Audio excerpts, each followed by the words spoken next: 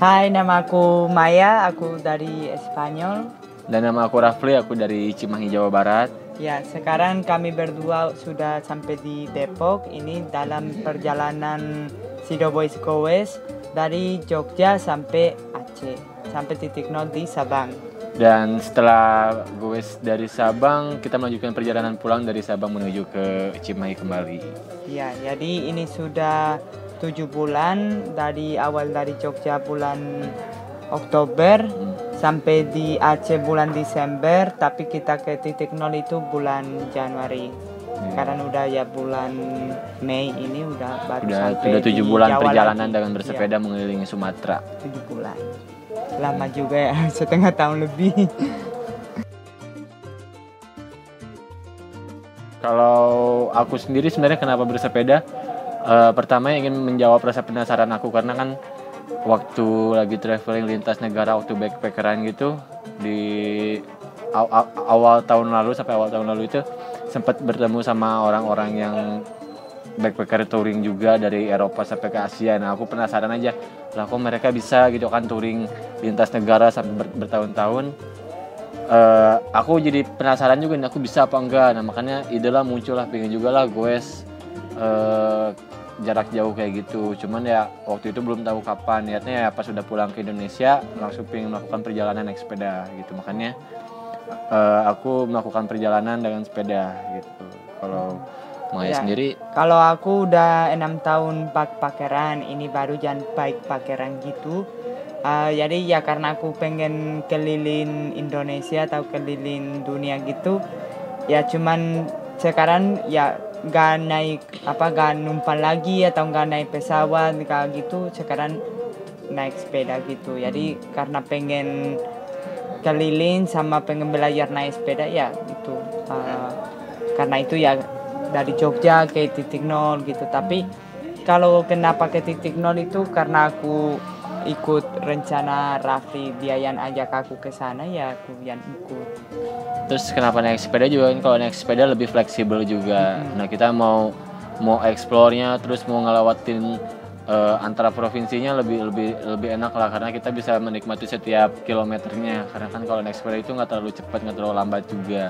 Jadi bisa lihat kanan kirinya lebih enak, lebih pelan. Kalau naik motor kan kecepatan 50 km per jam, terus kelewat aja banyak yang kelewat. Cuma kalau naik sepeda ya bisa lebih kelihatan dan nggak terlalu lambat juga gitu. Ya, juga kalau kita naik motor atau naik mobil ya pertama banyak duit yang harus keluar untuk bensin, sama yaitu keliling tempat yang kita suka ke tempat alam gitu kan, para wisata lebih ke alam daripada mall atau gitu. Jadi ya kalau pengen lihat alam tapi kita naik transportasi yang yang bikin banyak polusi gitu ya nggak enak juga. Jadi ya lebih bagus naik sepeda aja biar go green. Go green gitu. Juga naik sepeda kan baik untuk alam gitu. Jadi kalau dalam perjalanan ini kan kita itu bawa kampanye Sido Waste. Jadi nama kami tuh Sido Waste Go West. Jadi kami mulai dari titik nol Jogja ke titik nol Sabang itu ya tanpa bikin sampah. Jadi ya nol sisa, nol sampah gitu. Nah, kenapa mulai kampanye ini? Ya pertama karena kami mau goes kan, kalau goes itu kayak ya kita perlu minum air karena pasti ya panas, capek, kita dehidrasi gitu kalau nggak minum kan, jadi perlu gitu. Nah biasanya kan kalau kami tinggal di rumah, ya di rumah ada galon jadi langsung bisa minum. Tapi kalau kami keluar kayak naik sepeda itu ya kita nggak bisa bawa galon karena berat gitu. Nah biasanya sekarang waktu COVID itu kita lihat banyak orang yang goes hari Minggu atau goes setiap hari, goes ke kantor kayak bike to work gitu, go green tapi nggak bawa air, langsung masuk ke toko dan beli botol air gitu. Jadi ya pertama kita bikin kampanye ini untuk kayak edukasi untuk orang ya, untuk bawa tumbler sendiri dan isi, kalau tumbler itu udah habis bisa isi air di warung atau di kafe, di tempat isi ulang, di rumah kawan gitu. Jadi ya bawa kampanye itu pertama untuk mengurangi pemakaian plastik kayak botol gitu. Jadi ya kita jalan mengelilingi Sumatera dengan sepeda itu nggak cuman kita menikmati alamnya juga, jadi ada sekaligus untuk mengkampanyekan atau berbagi ilmu lah, kita bagi ilmu tentang zero waste itu. Jadi kan zero waste itu kan gaya hidup minim sampah. Nah, pinginnya kita bisa menularkan gaya hidup itu ke orang-orang lain yang kita temuin juga, mulai dari ya bersepeda yang membawa botol minuman sendiri kayak gitu, terus ya makanan-makanan yang dibeli kalau mau dibungkus bawa bungkusnya sendiri, bawa Tupperware kayak gitu, bungkus makanannya. Jadi Go Green-nya lebih maksimal lah, untuk kebaikan alamnya lebih maksimal, nggak cuman mengurangi polusi tapi mengurangi sampah plastik juga kayak gitu. Terus kan kalau kenapa pakai tumbler sendiri juga itu kayaknya lebih murah juga sih, lebih baik untuk kantong juga ya, walaupun di awalnya pasti kita harus investasi dulu kan, untuk beli tumbler juga harganya jauh lebih mahal juga, cuman itu kan untuk jangka panjang bisa lebih murah juga kalau kita pakai berkali-kali gitu. Tapi masih karena kalau kami sendiri kan bawa kalau aku bawa sekarang udah nambah tumblernya, karena juga banyak orang yang kasih oleh-oleh, kayak ya koleksi tahu gitu Maya kan. nggak mau pakai plastik, jadi beli oleh-oleh itu tumbler gitu, jadi sekarang bawa 4. Bawa 4, kalau Raffi masih 1, sama bawa 2 jerigen yang 2,5 liter, jadi 5 liter di depan. Karena kalau di Sumatera itu kan mungkin kita nggak tahu, mungkin ada warung, mungkin nggak ada warung, atau mungkin kami nggak tidur di rumah komunitas, jadi mungkin kita kemah camping, ya. Kalau kemah itu perlu air untuk masak, untuk minum, jadi kita bawa. Jadi kita siap kapan aja lah, mau itu camping mau enggak, jadi ya air ya harus tentu ada, karena kita nggak tahu kan situasinya bakal gimana ke depannya gitu. Jadi kita bawa itu biar kita sendiri bisa isi air di jalan kalau nggak ada gitu. Jadi ya kita selama 7 bulan melakukan perjalanan ini sama sekali nggak pernah beli air botol kemasan air putih gitu, nggak pernah, karena ya kita selalu isi ulang, maupun isi ulang di rumah temen, di base camp, di polsek, di Koramil, pokoknya ya masih yang kita lihat aja. ini ada galon ya kita minta isi ulang, karena ya galon juga kita tahu kalau isi ulang itu kan harganya murah juga, jadi ya walaupun bayar juga nggak akan semahal beli 10 botol yang biasanya orang-orang beli gitu kan, jadi ya lebih murah juga sih. Iya, tapi itu kalau misalnya 7 bulan kita beli tiap hari 5 botol atau 10 botol, itu ya berapa botol itu bisa isi satu rumah cuman dari sampah botol plastik. Itu cuman ya untuk minum, tapi kalau makan bungkus sama ini banyak sampah itu ya terlalu banyak, jadi ya untuk mengurangi itu. Nah yang kedua, karena masih banyak orang yang pengen bantu di jalan, kayak wah mereka ini panas siang pasti mereka mau minum gitu, jadi langsung sebelum kenal sama kami beli air dan kasih ke kami gitu. Jadi ya karena kita mungkin ya nggak bisa nolak, harus terima gitu, nanti kita cari tempat untuk yang bisa tempat untuk bisa daur ulang plastik itu. Jadi di dalam kampanye ini kita juga cari itu bank sampah yang daur ulang plastik. Jadi kita juga plastik kita bawa ke situ. Jadi kita tanggung jawab sama sampah kita masing-masing. Terus kita mengekspor bank sampah yang ada di setiap daerah juga kayak gitu. Iya. Kita juga itu kalau misalnya kan ada orang yang mungkin kalau mau minum air ya itu nggak perlu dibeli botol, karena air itu bisa kalau dari keran bisa masak, atau ada galon yang ya lebih murah dan airnya sama aja yang ada di botol gitu. Jadi ya kalau air itu masih ada pilihan untuk nggak pakai plastik gitu. Nah kalau misalnya kayak botol teh gitu, ya kalau aku nggak suka manis, tapi kalau pengen minum teh atau teh manis itu bisa bikin sendiri juga, nggak perlu pakai plastik lagi. Baru beli yang kemasan. Ya, baru kalau mau minum misalnya susu atau gitu yang ya itu susah dapat tanpa plastik, ya itu oke, kita beli pakai plastik. Jadi plastik nanti itu kita bawa ke bank sampah.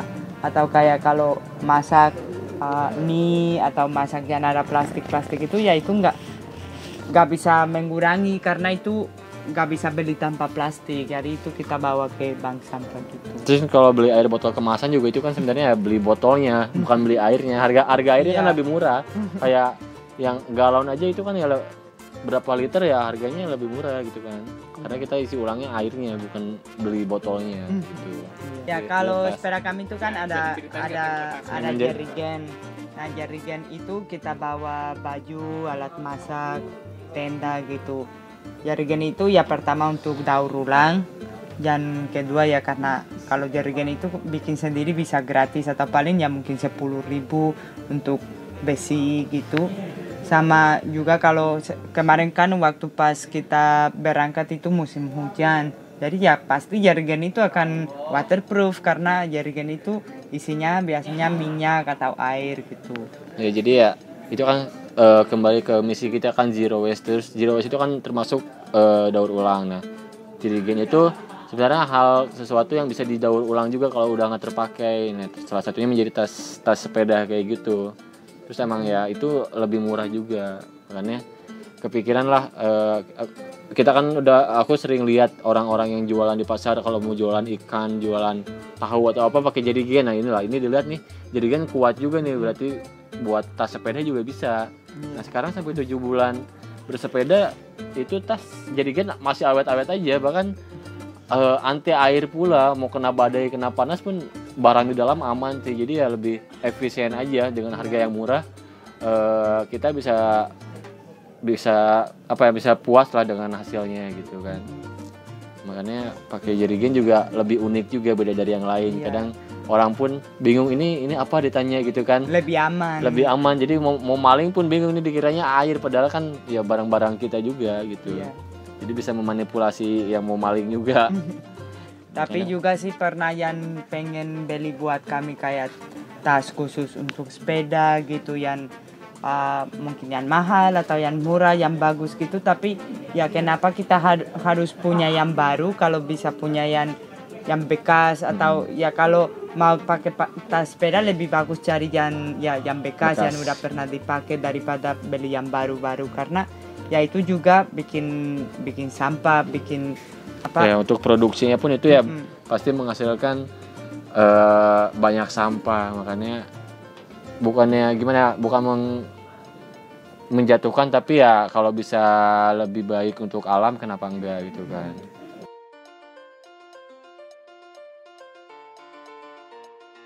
Jadi kalau aku sendiri kan kenapa bawa kampanye ini itu karena kalau aku dari kecil udah terbiasa untuk daur ulang, untuk mengurangi pemakaian plastik atau pemakaian kertas.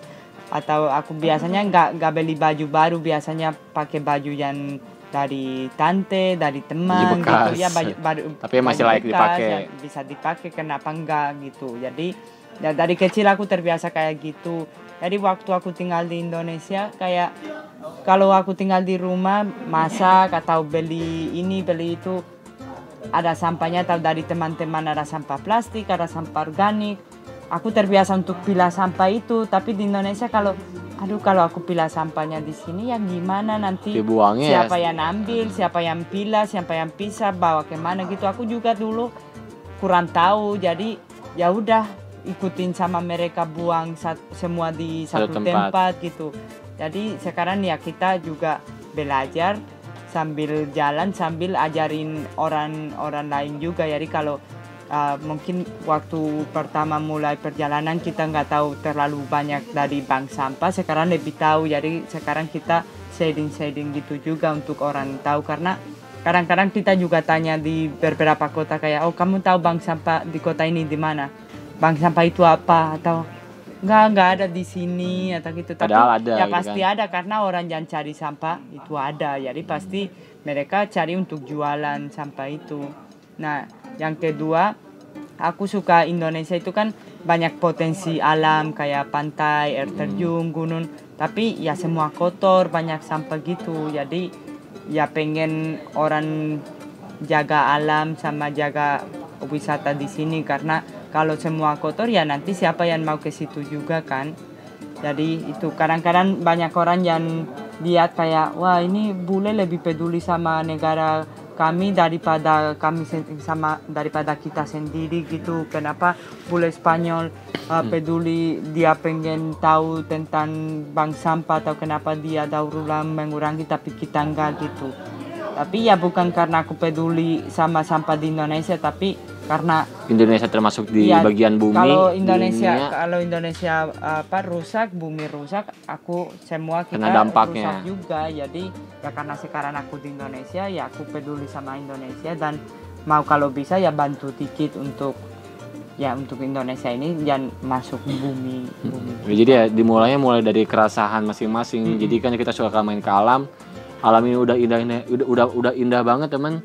Jadi kurang karena ada sampahnya ya. Nah, maunya ya yang kayak gitu berkurang. Kalau enggak ya kalau bisa ya sampai nggak ada lah. Mereka yang di tempat wisata atau dimanapun itu sampahnya bisa diolah gitu. Kalau enggak ya kalau nggak bisa diolah, kita bisa mengurangi sampah itu gitu kan. Jadi nggak terlalu banyak sampah juga di tempat wisata gitu. Jadi mulai dari karena keresahan masing-masing aja sih. Makanya ada kampanye ini gitu.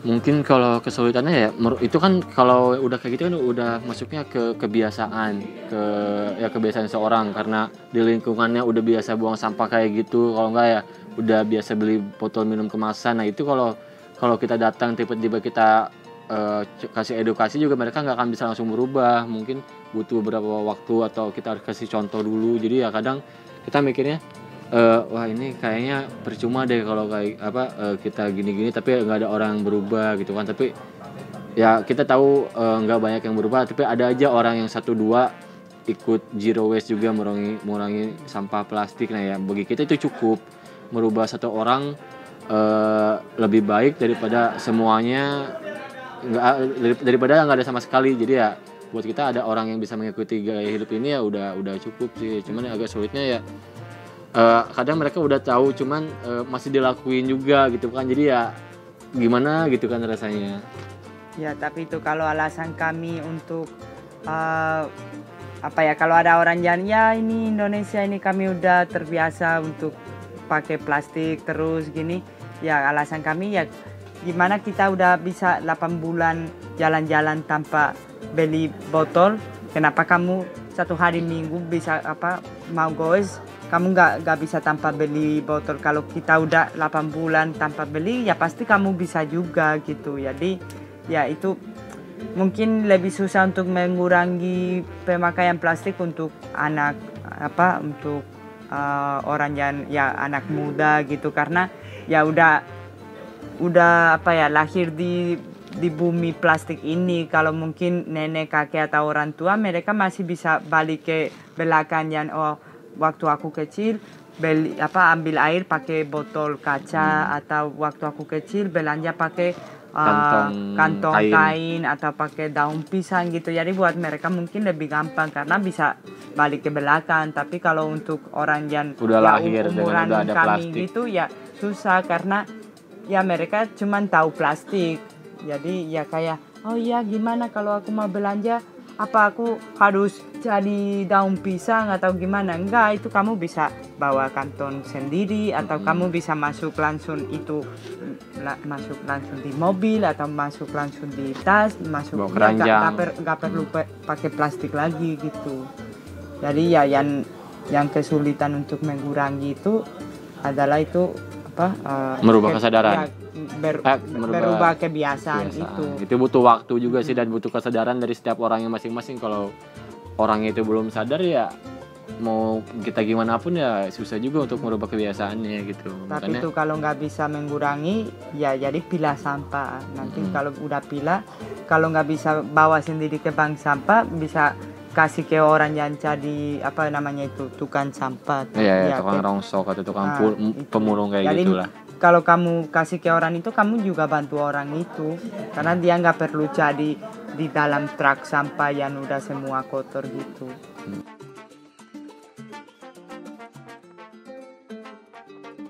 Jadi itu tadi kan waktu aku datang pertama ke Indonesia, karena aku udah kebiasaan untuk pilah sampah, ya itu susah karena kayaknya di Indonesia ini nggak ada truk jangan ambil plastik, truk jangan ambil kertas, Sampai yang udah dipilah. atau di jalan mungkin gak ada tempat untuk buang cuman kertasnya, ada yang harus buang semua di satu tempat, nanti mereka dibakar atau bawa ke TPA gitu. Jadi kadang-kadang aku pernah juga kan ke dinas lingkungan gitu. Nah mereka pernah bilang kayak ya kita pernah pasang tempat yang organik, non organik, tapi orang-orang itu mungkin ada satu yang benar, yang buang ini organik, ini non organik, yang kedua campur, itu salah. Jadi jangan lanjut buang sampah di situ karena udah kotor, ya lanjut apa aja buang jadi di sini. Jadi nggak sesuai gitu. sama tempatnya gitu. Tapi ya itu mungkin karena jadi maksudnya itu kurang edukasi, kayak mungkin dari pemerintah pernah mau tapi gak bisa. Nah mereka udah gak bisa, gak lanjut gitu.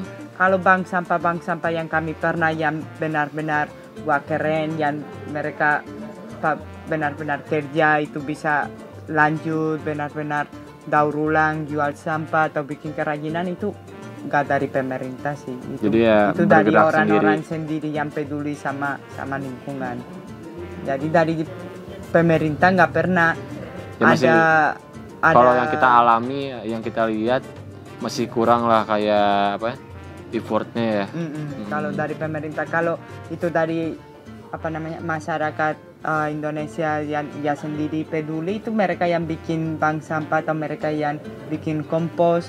Tapi dari pemerintah ya kurang. Kalau dari pemerintah benar-benar peduli sama lingkungan, ya yang pertama harus ada solusi untuk untuk pilah sampah atau untuk campur untuk daur ulang sampah. Mungkin tutup TPA. Kadang-kadang mereka kalau kamu buang sampah sembarangan atau kalau kamu bakar sampah kena denda. Iya oke, kalau aku nggak buang sembarangan atau aku nggak bakar sampah aku, jadi aku buang kemana gitu kan, nggak ada solusinya gitu. Jadi ya dari pemerintah sih di sini kalau di setiap daerah kayaknya hampir sama aja sih itu. Tapi setiap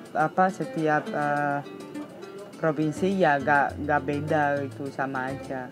Mungkin sama aja. Jawa ini mungkin ke daerah Jakarta, Bogor, Bandung itu kota-kota besarnya lebih ke zero waste gitu, banyak orang, lebih banyak kelihatan. Komunitas, tapi nggak tahu itu dari mereka sendiri atau dari pemerintah karena baru datang ke daerah sini. Tapi kalau di Sumatera nggak dari pemerintah. Mereka ya bekerja sendiri lah, karena independen aja, karena kesadarannya sendiri gitu, bukan dukungan dari pemerintahnya. Juga kemarin waktu di Aceh itu kan pernah Aceh menang 3 tahun kayak Bandipura. Banda Aceh itu kayak kota paling bersih di Sumatera. Nah itu ya mungkin untuk mata kita ya bersih, tapi sampah di mana? Itu sampah di TPA itu belum bersih. Nah karena TPA Banda Aceh udah penuh, mereka jual sampah ke TPA kota Aceh besar. Jadi masuknya itu mereka ya untuk mata kita sama. Kalau di rumah bersih, tapi sampah aku di sungai, sampah aku di pantai, sampahnya tetap aja menumpuk di daerah lain itu gitu. Itu bukan bersih itu. Dan itu tadi kalau bumi rusak kan kita rusak juga, karena ya kami minum dari bumi kan, dari sungai, dari pantai gitu. Kita makan ikan, makan daging, makan itu, mereka makan plastik, makan sampah kita gitu. Jadi harus jaga dikit lagi sih. Gak tahu pernah jawab. Ya tanya atau jadi kita. Jadi nggak ada kota atau kabupaten favorit. Kalau tentang wah ini bersih, ini keren, ini nggak ada sih. Kalau tempat yang misalnya pengelolaannya lebih banyak di mana ya? Kalau kemarin di Kerinci itu sangat kreatif, ibu yang punya bank sampah di situ untuk bikin. Tapi itu independen ya, bukan dari dukungan independen pemerintah. Gitu. Dia sangat kreatif. Jadi dia sampah yang dia bisa bikin kerajinan, dia bikin kerajinan nanti jual. Nah sampah yang dia nggak bisa bikin kerajinan, dia jual ke ke tempat yang bisa olah sampah itu di Medan. Dan sampah kayak sisa organik sama daun pohon gitu dia bikin organik, untuk tanaman dia sendiri. Jadi ya kayak kalau gitu ya keren gitu di Kerinci sama di Payakumbuh juga, bagus juga. di Aceh juga banyak sih, tapi itu biasanya ibu-ibu yang ada yang Pengolahnya. karena corona baru mulai, ada yang udah 6 tahun 10 tahun. Jadi udah ada sejak lama juga itu bank sampah itu sih. Paling ya di Kerinci itulah yang mungkin daur ulangnya kerajinannya lebih kelihatan lah gitu. Ya bagusnya. kalau untuk kreatif Kerinci, tapi kalau untuk daur ulang banyak sih kalau di Payakumbuh sama Tarutung ya. gitu.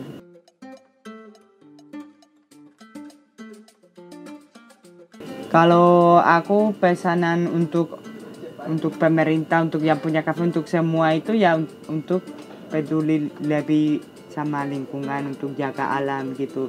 Yang pertama untuk mengurangi pemakaian plastik, yang kedua pilah sampah, yang ketiga ya kalau bisa dipakai lagi, dan kalau enggak ya didaur ulang gitu. Jadi kalau dari pemerintah mungkin untuk lebih ke harus ada mungkin aturan untuk nggak boleh jual kayak gini, kayak styrofoam, atau kalau ada satu tempat yang wisata alam kayak sungai, air terjun, nggak boleh jual warung-warung yang jual kayak pop mie, indomie atau botol plastik, karena ya pasti sampah itu semua akan ke sungai itu, ke air terjun itu. Jadi untuk orang-orang yang makan atau minum di warung itu, pesanan aku itu ya kalau mereka lihat di warung itu mereka buang sampah ke belakang warung atau mereka bakar sampah, ya lebih bagus kita bawa sampah itu ke rumah, nanti kita yang olah sampah itu gitu. Kadang-kadang kita kayak gitu, kayak kita tanya nanti kayak misalnya sekarang banyak kafe yang buka waktu corona itu jual semua pakai gelas plastik, pakai sedotan gitu, plastik. Biasanya kita tanya, di kafe ini kalian nanti sampah ini apain, dibakar, dibuang ke situ, atau dicampur, atau dibawa ke bank sampah, gimana? Ada yang kalau bilang kita ya campur semua, nanti ada yang ambil, itu pasti sisa makanan sama plastik sama ini campur. Nah kita bawa aja ke rumah. Kalau ada yang enggak, ini plastik semua, kita masuk di ini, organik di sini dan non organik di sini. Oke, kita tinggal gelasnya di situ gitu. Kalau buat masyarakat? Untuk masyarakat ya kalau bisa ya mulailah mengurangi sampah plastik. Iya. Salah satu contohnya kalau kita mau berkegiatan olahraga atau berkegiatan apapun ya sebisa mungkin kita bawa botol tumbler masing-masing gitu. Jadi kita bisa udah bawa air dari rumah tanpa nantinya kalau kita nggak bawa tumbler harus beli air botol kemasan gitu. Jadi ya mengurangi dari kayak gitu, kita harus bisa pilah harus bisa mengurangi sampah plastik tersebut agar nggak menghasilkan banyak sampah juga. Terus kalau untuk pemerintahnya mungkin karena kan kita mampir ke beberapa bank sampah juga, dan beberapa tempat bank sampah juga mereka ada yang kekurangan dan alat dan mungkin bisa dibantu disupport untuk bank sampah yang udah ada, atau enggak bikin bank sampah baru lagi agar terus berjalan dan lebih banyak lagi bank sampahnya. Karena ya di setiap daerah, bahkan di suatu daerah di Sumatera juga bank sampahnya masih ada yang bahkan nggak aktif lah, masih kurang. Nah kalau bisa disupport, diberi dana, terus ya diedukasi lagi agar bank sampahnya itu terus berjalan gitu, nggak cuma sebulan 2 bulan habis itu hilang. Kalau bisa ya pokoknya sampai kapanpun bank sampahnya harus tetap ada dan pengelolaannya harus bagus sih ya. Makanya mungkin mereka juga butuh dana ya, siapa tahu dari pemerintah bisa bantu juga, mulai dari dana kalau nggak dari alatnya gitu. Nah kalau untuk yang swasta itu mungkin kayak pengusaha restoran atau gimana, mereka kalau bisa memilah sampahnya sendiri gitu kan, nggak usah dicampurin, karena kalau yang kayak gitu kan pasti menghasilkan sampahnya lebih banyak. Nah kalau kita bisa pilahnya, jadi kita bisa daur ulang sampah tersebut. Kemudian kalau udah dicampur kan ujung-ujungnya bakal ke TPA juga, dan itu bakal merusak lapisan ozon juga. Jadi buat siapapun yang pengusaha restoran, tekstil atau apa ya, kalau kalian bisa milah sampahnya terus bawa ke tempat yang bisa diolah sampah tersebut, ya kalau bisa lakukan itu juga dari sekarang, kayak gitu sih. Kalau harapan aku misalnya untuk hotel gitu kan, kami sering juga nginap di hotel dan di kamar itu ada botol air tapi nggak ada tempat untuk isi air. Biasanya kan kita bawa tumbler. Nah, aduh nggak ada tempat, harus mungkin turun ke restoran minta isi ulang, tapi mungkin restoran nggak 24 jam jadi nggak bisa gitu. Jadi ya udah ada banyak hotel yang udah peduli sama alam dan di setiap lantai ada galon gitu. Jadi ya kalau untuk hotel, untuk ya kasih galon aja setiap lantai atau setiap kamar gitu. Kalau untuk kafe-kafe gitu ya kalau bisa jangan jual pakai plastik gitu, tapi ya karena kita juga paham ekonomi itu lebih murah untuk beli plastik juga. Lebih murah untuk pasang merek nama tempatnya di plastik daripada di kaca. Kaca bisa jatuh, pecah, jadi harus beli lagi mahal-mahal gitu. Ya kalau mereka nggak bisa mengurangi penjualan plastik itu, jadi dipilah plastik di kafe itu biar nanti bisa didaur ulang. Nah kalau untuk warung-warung biasa gitu warung yang kecil gitu, ya kalau bisa biasanya kan mereka udah pakai gelas kaca yang bagus, tapi biasanya mereka sendiri pasang sedotannya. Ya jangan itu, kalau yang mau minum pakai sedotan biar dia sendiri, karena kadang-kadang kita minta tanpa sedotan atau ada orang yang nggak pakai sedotan, ya kalau di depan nggak ada sedotannya ya langsung minum. Tapi ya kalau udah ada sedotannya ya udah minum gitu. Jadi lebih bagus untuk kasih pilihan mau pakai sedotan nggak atau gitu. Jadi ya mengurangi dari mereka gitu. Ya pada intinya ya kalau bisa ya bertanggung jawab dengan sampahnya masing-masing gitulah. Kalau sudah bisa mengurangi ya tanggung jawab gitu.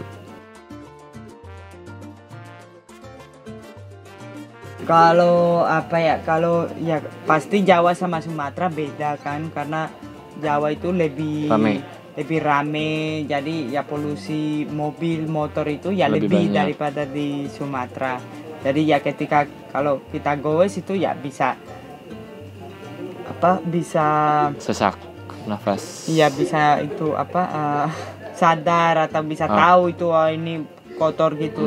Tapi kalau di Sumatera juga sih banyak truk yang terlalu berat, jadi mereka nggak bisa, jadi kotor asap dari truk itu juga hitam bau gitu. Jadi ya polusinya dari situ banyak juga. Jadi iya sih nggak tahu gila polusinya gitu juga kan. Aku lihat di sini yang tinggal di sini mau ke warung situ atau mau ke toko itu dekat. Itu kalau di negara aku itu dekat banget ya pasti ya jalan kaki, nggak mikir naik mobil atau naik motor. Kalau di negara aku ya 5 km itu ya jalan kaki juga. 5 km itu 50 menit kayak dekat. Kalau nggak ya naik bus, naik transportasi umum gitu. Jadi ya kalau Indonesia itu ya kayak orang malas, atau mungkin karena juga nggak ada jalur untuk jalan kaki, untuk sepeda juga agak susah karena rame. Jadi bahaya juga sih kadang-kadang naik sepeda tapi kalau untuk bikin jalur sepeda ya udah telat karena jalurnya udah kecil, banyak mobil, banyak truk, banyak bus. Jadi ya kalau harus potong jalur untuk cuman sepeda itu agak susah juga sih. Jadi nggak tahu gimana. Iya gitu. Ya itu balik dari kebiasaan masing-masing, terus dari lingkungan juga, karena udah biasa dari didik kita ikut sama bahkan dari orang tua, terus bawa anaknya buat jajan pun mereka udah diajak naik motor ke warung yang bahkan jaraknya nggak nyampe 1 kilo tapi udah naik motor. Nah kalau bisa mulai dari kecil tuh ajarin anak itu untuk ya jalan kaki gitu kan, ya walaupun dekat, tapi kita udah membiasakan dari anak-anak itu untuk jalan kaki. Kalau di kita sendiri ya kebanyakan karena kebiasaan mereka udah dari kecil udah kemana-mana naik motor, kalau nggak naik mobil jadi agak susah juga sih, agak jarang juga. Jadi kalau bisa ya membiasakan diri sih untuk mulai berjalan kaki atau bersepeda lah mungkin di jalan yang dekat Iya. gitu sih. Kalau kita sendiri kan kadang-kadang itu lagi goes dan lihat anak kayak umur 6 atau enggak sampai umur 10 naik motor dari rumah ke depan gitu aja, kayak itu ya polusi, bahaya juga karena masih anak kecil. Dan juga nggak sehat karena anak itu nggak gerak, duduk terus, kalau nggak duduk di rumah main HP, duduk di motor gitu. Dan kadang-kadang juga karena macet untuk nyebrang ya lebih lama naik motor daripada jalan kaki gitu. Sebenarnya itu mulai dari mindset sih, dari sugesti juga. Kalau sebenarnya jarak yang itu tuh dekat kalau kita sepeda gitu kan. Cuman karena mindsetnya udah kepikirannya udah kayak jauh, jadi ya orang-orang males gitu. Coba kalau kita mikirnya kalau itu dekat, jadi enak buat sepeda juga nggak akan kerasa, dan itu juga baik buat tubuh sih.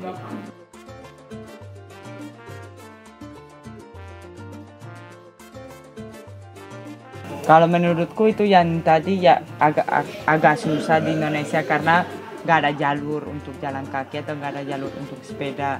Kalau di Eropa itu udah ada jalurnya, di sana lebar, mungkin karena pajak lebih mahal untuk bangun jalan gitu. Jadi ya di sana nggak rame-rame kayak di sini. Ya di sini tuh susah. Kita setelah 7 bulan goes di Sumatera yang lebih sepi, yang lebih jalurnya lebar, baru masuk ke Banten dan Jakarta itu gila, itu kayak gak tahu dari mana itu, kayak mungkin kemarin di Sumatera bisa goes cepat karena gak ada orang, gak rame di sini. Mungkin mungkin lebih cepat jalan kaki daripada naik sepeda karena itu macet gitu. Tapi cuaca? Kalau cuaca itu ya susah juga karena panas gitu kan. Kalau kita keluar jalan kaki 5 menit udah keringatan gitu. Jadi ya mungkin kalau mulai dari desain jalan, ada pohon atau ada ini biar lebih adem gitu kan, pasti ya bisa jalan kaki, bisa naik sepeda. Panas itu bukan juga cuma dari matahari, panas itu juga dari polusi truk, mobil. Kadang-kadang kita goes di belakang truk, di belakang bus itu panas gitu, bukan dari matahari tapi dari polusi. Terus gitu. dari karena kurangnya pohon juga. Tapi kalau Iya, kita goes di hutan-hutan kan adem-adem juga karena ketutupan pohon, karena teduh. Cuman karena di kota ya pohonnya udah kurang, jadi ya berasanya jadi lebih panas gitu. Jadi ya itulah, kalau sebenarnya nggak akan jadi masalah kalau emang infrastrukturnya udah bagus gitu kan. Itu sih. Tapi itu kalau udah kebiasaan untuk goes waktu panas atau goes gitu, ya udah nggak panas-panas gitu. Sekarang banyak yang ya sebelum keluar rumah udah ada alasan ini panas, ini keringatan gitu. Tapi kalau kita udah biasa minum air, kita istirahat gitu ya bisa diatasin. Aja ya. Iya. Bisa aja gitu. Kita aja udah keliling Sumatera panas dan belum ganti transportasi.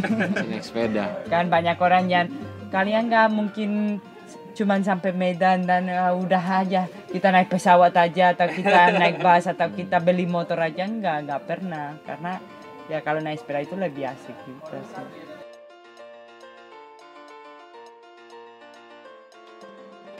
Kalau paling berkesan buat aku itu ya kita pernah belajar dari orang semua, kita pernah ketemu, pernah belajar tentang alam atau tentang sampah, tentang